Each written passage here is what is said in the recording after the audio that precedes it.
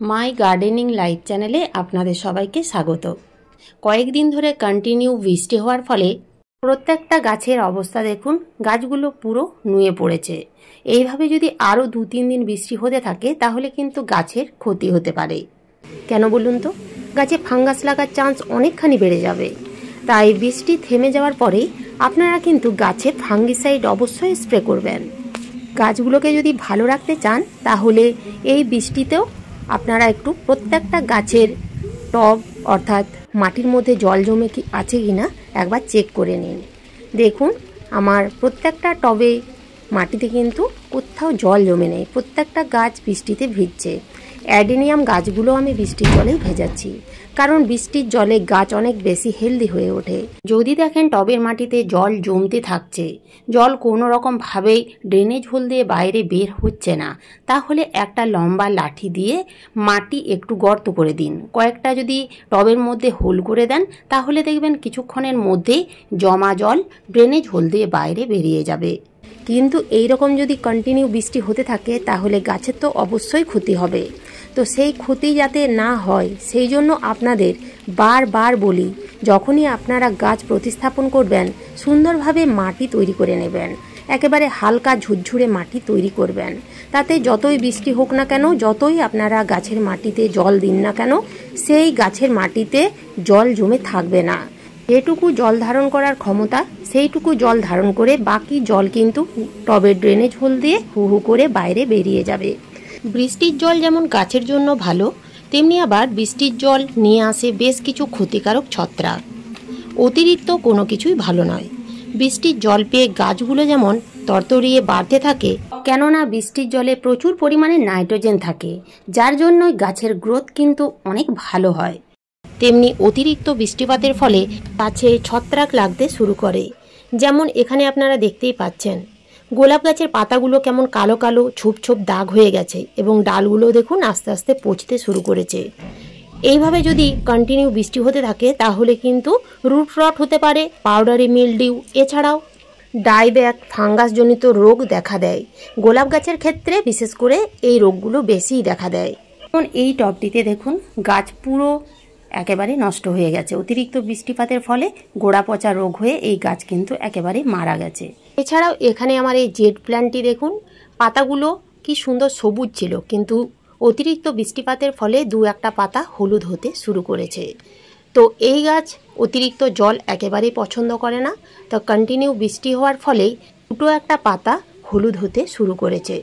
বৃষ্টি থেমে যাওয়ার পরে আমাদের যে কাজটি প্রথমে করতে হবে তা হলো ফাঙ্গিসাইড স্প্রে। বৃষ্টি থেমে যাওয়ার পরে আমাদের কিন্তু প্রত্যেকটা গাছে খুব ভালো করে যে কোনো ফাঙ্গিসাইড স্প্রে করতে হবে। এছাড়াও বৃষ্টি থেমে যাওয়ার পরে যখন রোদ উঠবে আমাদের লক্ষ্য রাখতে হবে প্রত্যেকটা গাছ যেন খুব ভালোভাবে রোদ পায়। টবের ভিজে মাটি খুব ভালোভাবে শুকিয়ে নিতে হবে। মাটি যখন খুব ভালোভাবে শুকিয়ে যাবে তখন প্রত্যেকটা টবের মাটি আমরা আলগাভাবে কোনো একটা নিড়ানি দিয়ে ভালোভাবে খুঁজে নেব। ভিজে মাটি কখনোই খুঁড়বেন না। ভিজে মাটি খুঁড়লে শিকড়ের ক্ষতি হতে পারে।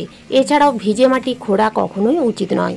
মাটি যখন দেখবেন একটু হালকা শুকিয়ে যাবে তখন মাটির উপরিভাগ হালকা করে খুঁজে দেবেন। গাছের মাটিতে আপনারা কিন্তু এই ভেজা অবস্থায় বা বৃষ্টি পড়া অবস্থায় কখনোই খাবার দেবেন না, কারণ বৃষ্টির জল থেকে গাছ প্রচুর পরিমাণের খাবার পেয়ে যাবে।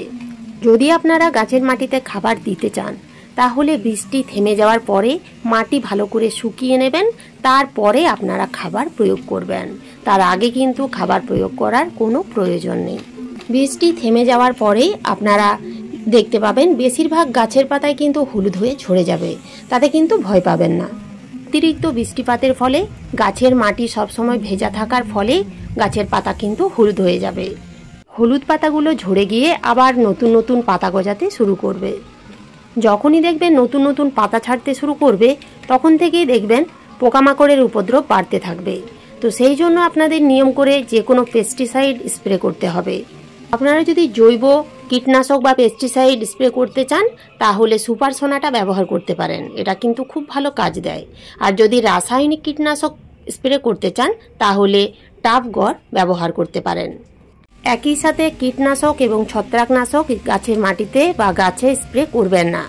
3 থেকে 4 দিন গ্যাপ রেখে আপনারা যে কোনো কীটনাশক বা ছত্রাকনাশক স্প্রে করবেন। অতিরিক্ত বৃষ্টিপাতের ফলে গাছের পাতা, ফুল এগুলো কিন্তু দেখবেন আস্তে আস্তে পচতে শুরু করবে।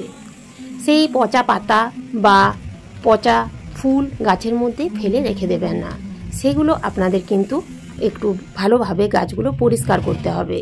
গাছের মধ্যে যদি সেই পচা পাতা বা ফুল রেখে দেন তাহলে সেই গাছের মধ্যে ফাঙ্গাস লেগে যাবে। তাই বৃষ্টি থেমে যাওয়ার পরে আপনাদের এই ছোট ছোট টিপস, এই টিপসগুলো কিন্তু আপনাদের ফলো করতে হবে। এই সময় আপনারা বিভিন্ন গাছের ডাল কেটে কাটিং বসাতে পারেন। তা ফুল গাছ বা ফল গাছ বা সবজি গাছ যে কোনো গাছের ডাল থেকেই আপনারা এই সময় চারা তৈরি করতে পারেন। এখানে আপনারা দেখতেই পাচ্ছেন একটা টবের মধ্যে 2টো গোলাপ গাছের ডাল এবং একটা ড্রেসিনা গাছের ডাল পুঁতে দিয়েছি। আপনারা এই সময় নয়নতারা গাছের ডাল থেকে চারা তৈরি করতে পারেন, জবা গাছের ডাল থেকে চারা তৈরি করতে পারেন, কিংবা যে কোনো ফল গাছ কিংবা লেবু গাছের ডাল থেকেও চারা তৈরি করতে পারেন। এখানে আপনারা দেখতেই পাচ্ছেন কতগুলো পাতাবাহার, অর্থাৎ এই গাছগুলোর নাম হচ্ছে ক্রোটন প্ল্যান্ট। ক্রোটন প্ল্যান্টের কতগুলো কাটিং লাগিয়েছি দেখুন, প্রত্যেকটাই কিন্তু চারায় পরিণত হয়ে গেছে। যে কোনো গাছের ডাল থেকে বা কাটিং থেকে চারা তৈরি করার সেরা সময় হচ্ছে এই বর্ষাকাল। তো এই বর্ষাকালটাকে আপনারা কিন্তু কাজে লাগাতে পারেন। যে সকল বন্ধুরা কোনো দিন কাটিং থেকে চারা তৈরি করতে পারেননি সেই সকল বন্ধুরাও এই সময় কাটিং লাগিয়ে সুন্দর চারা তৈরি করতে পারবেন, কারণ এই ওয়েদারে কাটিং থেকে চারা তৈরি খুব সহজেই হয়ে যায়। তো এই ছিল আজকের আমার এই ভিডিওটি ভালো লাগলে লাইক, শেয়ার, সাবস্ক্রাইব করে পাশে থাকার অনুরোধ রইল। ধন্যবাদ।